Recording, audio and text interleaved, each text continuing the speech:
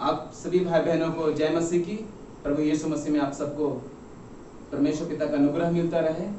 आज हम जानते हैं कि आज फादर्स डे है, एक स्पेशल डे है, एक सुंदर सा दिन है पापा के लिए, फादर्स के लिए, डैड्स के लिए।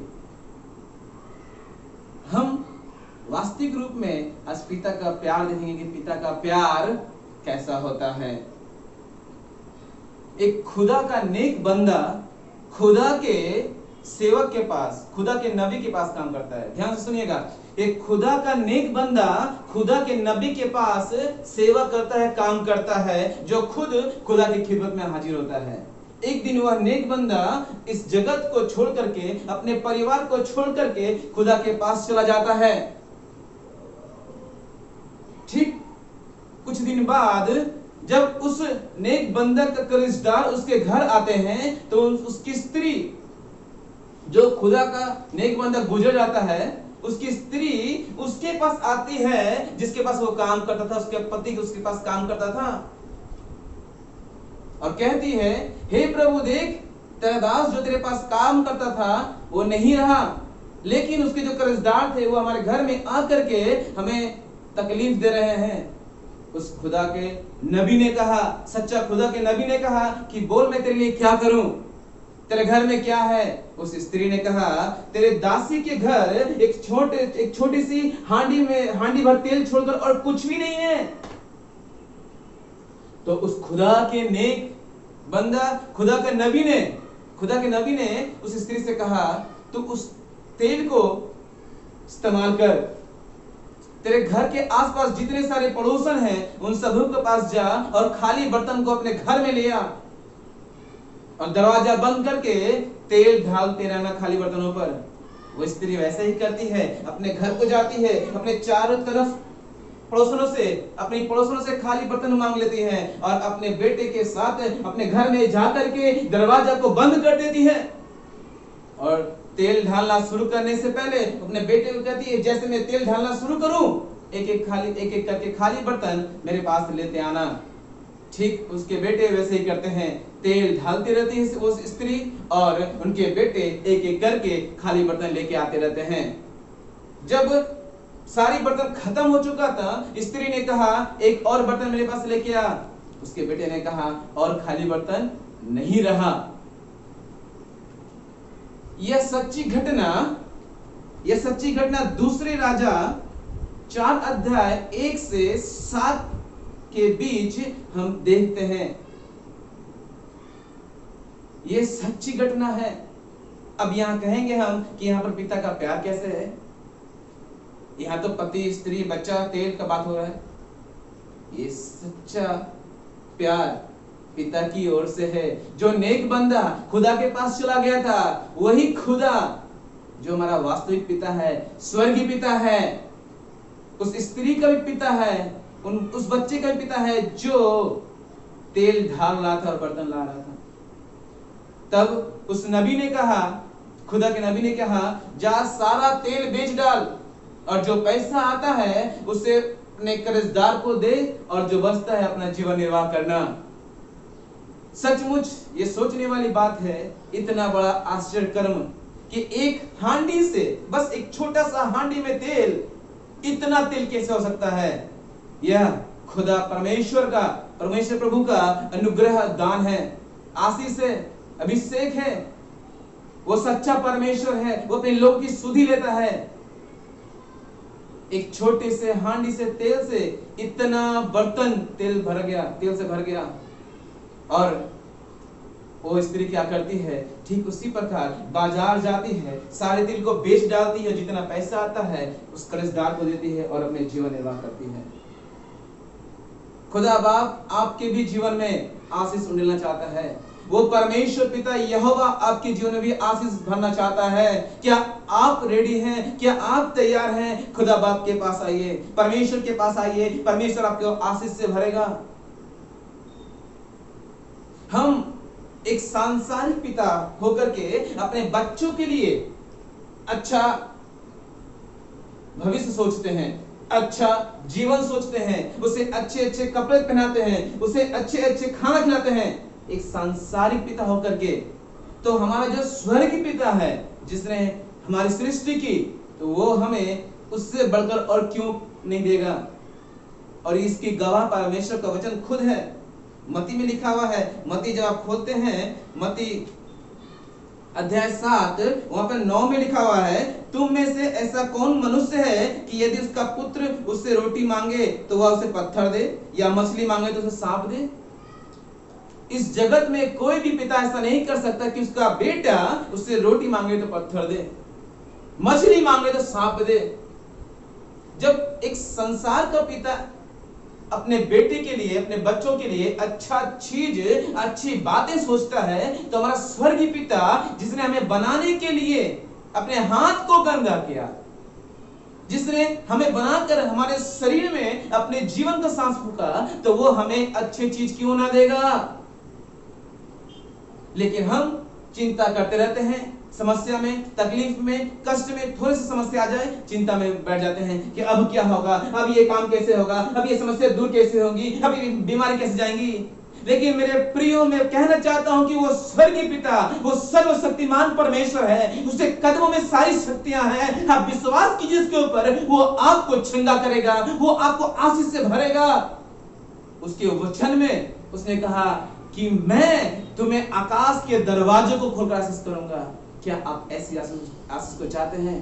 परमेश्वर के करीब आइए, परमेश्वर के करीब आइए। परमेश्वर आपको आशीष देगा, और ऐसी आशीष देगा कि आप दूसरों के लिए आशीष का कारण बनेंगे।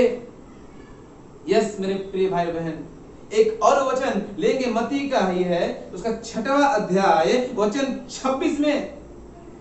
जब हम सारी चिंताओं करते हैं, सारी बातों की चिंता करते हैं, मेरे घर में ये काम कैसे होगा, काम बंद है, और विशेष करके अभी लॉकडाउन चल रहा है, बहुत सारे काम भी नहीं है किसी के पास।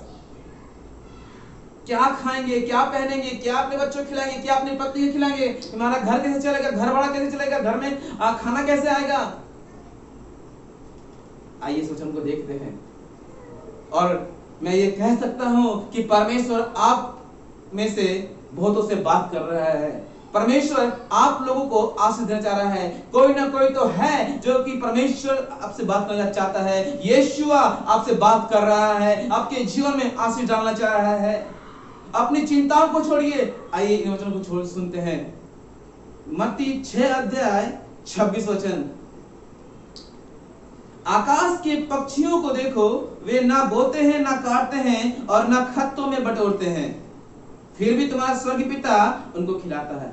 सचमुच ये देखने वाली बात है, सोचने वाली बात है। आकाश के पक्षी जो ना किसी फैक्ट्री में काम करते हैं, जो ना किसी कंपनी में काम करते हैं, ना किसी का बिजनेस है, लेकिन फिर भी हमारा स्वर्गीय पिता, हमारा सर्वशक्तिमान परमेश्वर, जिसका नाम यहोवा ईरे है, जो उपाय लगाता है, जो हमारे लिए जुगाड़ करता है, जो हमारे लिए वो सारी तकलीफें दूर करके आशीष देता है, वही स्वर्गीय पिता उन आकाश के पक्षियों को, जो ना तो काम करते हैं किसी फैक्ट्री में, किसी कंपनी में, और ना किसी बिजनेस में, किसी का बिजनेस है, लेकिन फिर भी परमेश्वर पिता उन्हें खिलाता है। उसके आगे लिखते क्या लिखा हुआ है, क्या तुम उनसे अधिक मूल्य नहीं रखते? सचमुच परमेश्वर के नजर में हम उन आकाश के पक्षियों से ज्यादा मूल्यवान हैं।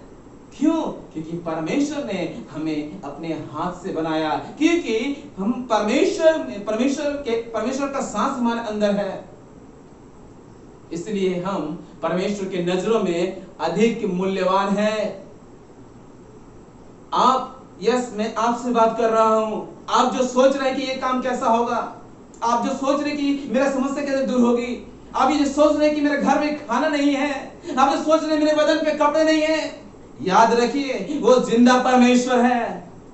उसको जो भी पुकारता है उसकी सुनता है। परमेश्वर से प्रार्थना कीजिए, वो आपके जीवन में आशीष मिलेगा। सचमुच वो जिंदा खुदा है। उसको जो पुकारता है वो उसके करीब में खड़ा रहता है। आप थोड़ा सोचिएगा, आकाश के पक्षी कैसे खाते पीते हैं? वो ना काम करते हैं, ना कुछ भी नहीं, ना काम करते हैं, ना बिजनेस, ना कुछ ठेकेदारी, कुछ नहीं, लेकिन फिर भी हमारा पिता उसे खिलाता है। और वचन कहता है कि इन आकाश के पक्षियों से बढ़कर हम मूल्यवान हैं खुदा की नजरों में, परमेश्वर पिता की नजरों में, प्रभु यीशु मसीह की नजरों में, जिसने आपको और हमें प्यार करते हुए अपने जीवन को बलिदान कर दिया ताकि हम अनंत जीवन के वारिस हो सकें। चिंता मत कीजिए, प्रभु आपके लिए चिंता करता है।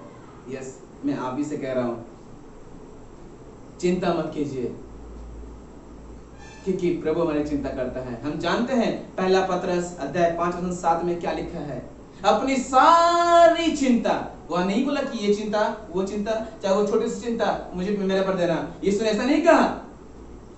यीशु का वचन कहता है कि अपनी सारी चिंता मुझ पर डाल दो। किस पर? यीशु मसीह पर। यदि आप अपनी सारी चिंता, ये नहीं कि ये काम कैसे होगा, ये छोटा सा समस्या है, ये बड़ा समस्या है, ये छोटा सा चिंता नहीं, प्रभु यीशु मसीह का वचन, प्रभु यीशु मसीह का जिंदा वचन आपसे कहता है कि सारी चिंता यीशु पर डाल दो, क्योंकि वह तुम्हारे लिए चिंता करता है। अब आप सोचिए, आप एक मनुष्य हैं, मैं भी एक मनुष्य हूं। यदि हम अपने लिए चिंता करें तो किस हद तक चिंता कर सकते हैं, लेकिन वो खुदा है, वो जिंदा खुदा है, वो परमेश्वर है जिसने सारी कायनात को, सारी सृष्टि को बनाया। तो यदि वो चिंता करे हमारे लिए तो वो कितना बड़ा होगा। अब आपके ऊपर डिपेंड है कि आप खुद अपने लिए चिंता करेंगे कि परमेश्वर को चिंता करने के लिए देंगे। यस, परमेश्वर को चिंता करने के लिए दीजिए, क्योंकि वो सच्चा पिता है जिसने हमसे प्रेम किया और हमें इस जगत में मरने नहीं देने के लिए, इस जगत से बचाने के लिए, अनंत काल की मृत्यु से बचाने के लिए अपने इकलौते पुत्र प्रभु यीशु मसीह को बलिदान कर दिया, ताकि उसके बलिदान के द्वारा हम अनंत जीवन के वारिस हो सकें, स्वर्ग में प्रवेश कर सकें। हालेलुया। वो जिंदा खुदा है, वो परमेश्वर है जो हमसे आपसे प्यार करता है, वही सच्चा पिता है। एक सांसारिक पिता ऐसा प्यार करता है, जैसे हमने सुना कि रोटी मांगने से पत्थर नहीं देता, मछली मांगने से सांप नहीं देता, तो इससे बढ़कर हमारा स्वर्गीय पिता और कुछ नहीं देगा। वो स्वर्गीय पिता आपसे, हमसे बहुत प्यार करता है। इसलिए मैं कहता हूं उन पापाओं को, उन डैड्स को जो इस वीडियो को देख रहे हैं, प्रभु आपसे बहुत प्यार करता है। और इस वीडियो को अंत करने से पहले एक छोटा सा वचन और दूंगा उन बच्चों के लिए जिन्होंने अपने माता पिता को दुख दिया, कष्ट दिया, क्योंकि आज फादर्स डे है। पापा का, पिता का सम्मान करना हमारे जीवन में क्या आशीष रखता है, हम देखते हैं। इफिसियों अध्याय 6 वचन 1 से लेकर 3 तक पढ़ता हूं मैं आपके लिए। हे बालकों, प्रभु में अपने माता पिता के आज्ञाकारी बनो, क्योंकि यह उचित है। अपनी माता और पिता का आदर कर, यह पहली आज्ञा है जिसके साथ प्रतिज्ञा भी है कि तेरा भला हो और तू धरती पर बहुत दिन जीवित रहे। हमारा, जब हम अपने पिता की, अपनी माता की आज्ञा मानते हैं, उनका सम्मान करते हैं, तो क्या होता है, यह पहला आज्ञा है परमेश्वर का हमारे लिए। और हमारा क्या होगा, मंगल होगा, हमारा अच्छा होगा, और हम इस धरती पर बहुत दिन तक जीवित रहेंगे। मेरे प्रिय भाई और बहन, अपने पिता का, अपना माता का सम्मान करिए, लेकिन स्वर्गीय पिता को मत भूल जाइए, जिसने हमारे माता पिता को बनाया, हमें बनाया, इस सारी सृष्टि को बनाया। वो स्वर्गीय पिता आपसे बेहद बेइंतहा प्यार करता है। उसके करीब आइए, उसके करीब आइए, को बुलाता है। आपको जो भी समस्या, जो भी तकलीफ, जो भी चिंताएं हैं, आप अपने पिता के पास आइए। आपकी बहुत सारी ऐसी बातें जो आप अपने दोस्तों से, अपने भाई से, अपनी बहन से, अपने माता पिता से शेयर नहीं कर सकते, लेकिन वो स्वर्गीय पिता आपकी हर एक बातों को जानता है। इवन आप ना बताएं तो भी, बस आपको ये काम करना है, खुदा के पास आइए, खुदा के पास आइए। वो आपसे प्यार करता है, वो आपकी सारी चिंताओं को अपने पर लेना चाहता है और आपको शांति देना चाहता है। जैसे कि यीशु मसीह ने यूहन्ना में कहा कि ढाढ़स बांधो, मैं संसार को जीत लिया है, तुम्हें शांति मिले। किसकी शांति? यीशु मसीह ने अपनी शांति को आपको और हमें दिया है। मेरे प्रियो, आप जो देख रहे हैं, मैं आप ही से बात कर रहा हूं। अपनी सारी चिंता प्रभु पे डाल दीजिए। वो सच्चा पिता है, वो जिंदा पिता है, वो जिंदा खुदा है। वो आपकी सारी चिंताओं को दूर करेगा और सफलता देगा, आशीष करेगा, बरकत से भरेगा। आपको ऐसे आशीष करेगा जिस तरह एक प्लेट के ऊपर कप रहता है और कप में यदि आप चाय ढालते रहे तो क्या होगा, कप तो भर जाएगा, ऊपर से कप से ओवरफ्लो होकर के प्लेट पर गिरने लगेगा। इसका मतलब है कि परमेश्वर आपको आशीष करेगा और आपके द्वारा परमेश्वर दूसरों को भी आशीष करेगा, अर्थात परमेश्वर आपको आशीष का कारण बनाएगा। आज फादर्स डे के ऊपर ये एक सच्चा पिता जिसने अपने पुत्र को हमारे लिए बलिदान कर दिया, उसकी घटना मैंने आपको सुनाया। उससे करीब आइए और सचमुच आप एक टेस्ट करके देखिए, परीक्षा करके देखिए, अपनी सारी चिंता को प्रभु डाल दीजिए और बोलिए, प्रभु मैं अब कुछ नहीं कर पा रहा हूं, मेरे में अब शक्ति नहीं है, सामर्थ्य नहीं है, प्रभु आप ओवरटेक कीजिए, आप संभालिए। तो देखिए पिता आपकी सारी चिंताओं को अपने ऊपर ले लेगा। यीशु मसीह जिसने क्रूस उठाया आपके लिए और मेरे लिए, हमारे लिए, हम सबके लिए, वही यीशु मसीह आपकी सारी चिंताओं को उठा लेगा और शांति देगा। हालेलुया। सबको जय मसीह की। प्रभु आप सबको आशीष दे।